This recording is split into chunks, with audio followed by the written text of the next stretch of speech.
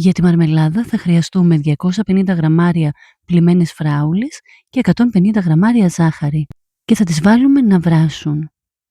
Όσο βράζουν θα ετοιμάσουμε τη ζελατίνη. Θα βάλουμε 50 ml νερό και θα προσθέσουμε 5 γραμμάρια ζελατίνη και θα την αφήσουμε να φουσκώσει. Αφού πέρασαν τα 5 λεπτά και έχουμε εδώ τις φράουλες οι οποίες έχουν βγάλει και τα υγρά τους όση ώρα ψήνονταν, θα προσθέσουμε τη ζελατίνη